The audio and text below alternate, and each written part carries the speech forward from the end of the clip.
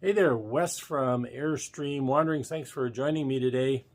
And ever since I got involved in this replica pottery over the last year or two, I've run around mostly in Arizona, Utah, looking for different samples of clay and different colors for paint and for slips. And my workroom is getting filled with this stuff. I've got all kinds of raw materials. Some of them I've used, some of them I have not. And quite frankly, I don't keep very good records. And so what I really need to do is find out, how does this stuff actually work? Is it usable? Does it have colors that I want to use? Does it polish up?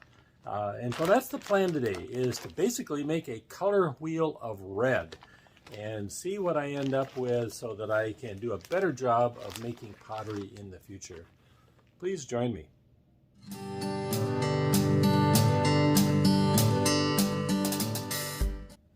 Put together a little bowl, and you can see that I have divided it into 10 roughly similar pie shapes. It's numbered in the middle so I can keep track of everything. And so what I will do is mix up each of my 10 different red paints, paint the sections, then we'll get this thing fired, and that way we should be able to tell how everything performs.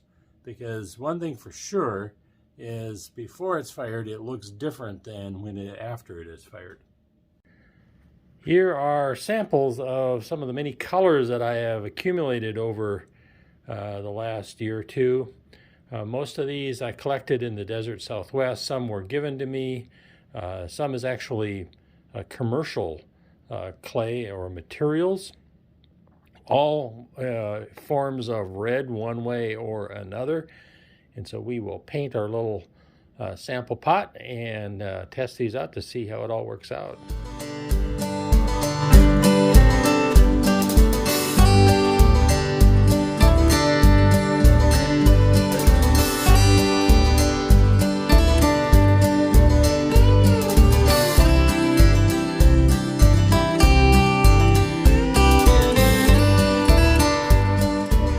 So here is the pot that's all painted. Now what I want to do is burnish these colors in. Some of these are just minerals. There's no clay in them. So we need to rub the mineral into the clay body to get it to stick. But I also want to first find out how good each one of these will actually polish up. Well, here is the initial phase after the different segments have been polished. So next thing we need to do is get it outside and fire it. I have fired my sample pot. This is what it looks like with all the different colors.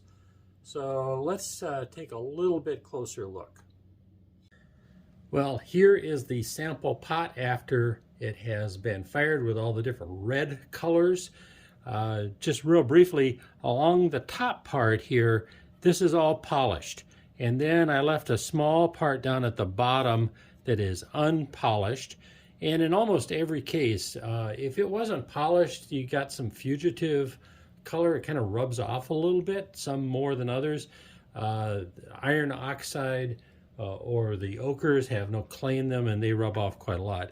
And then I also included here the actual original sample that I started with. And you can see some of them stay pretty true to their color. Others are very different. So just real quickly, this is an ochre that we know that Native Americans used 600-700 years ago. Turned out pretty good. This is also ochre from southern Minnesota, southern Arizona. They're both actually the same. This one has some clay in it. This is pure ochre. And as long as you rub it in, it works out pretty good. For me, this one is interesting. This is actually a clay that I dig here close to home in Minnesota.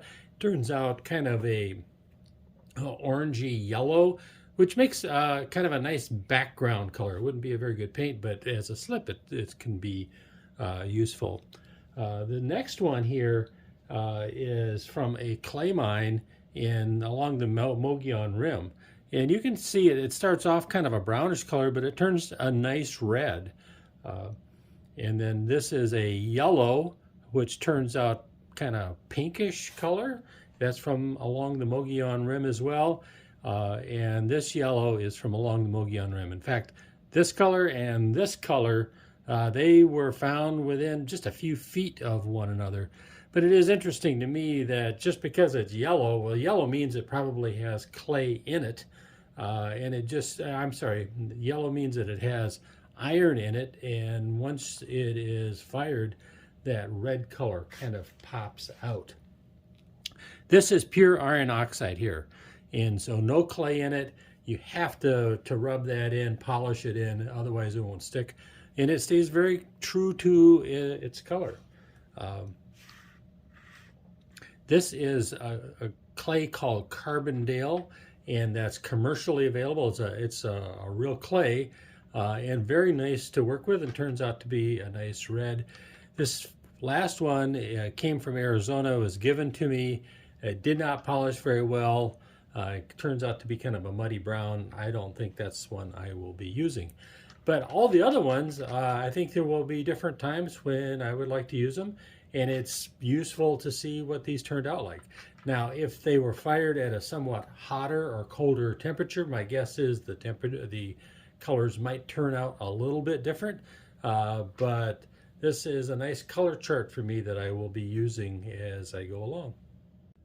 It has been interesting and helpful taking raw materials like this or like this and turning it into paint and slips, actually putting it on a pot and then making a color wheel of all these different kinds of reds. Now I have a guideline for what I might want to do in the future as I build new pots. So this has been a good thing for me. If it's been a good thing for you, please consider giving it a thumbs up, maybe subscribing.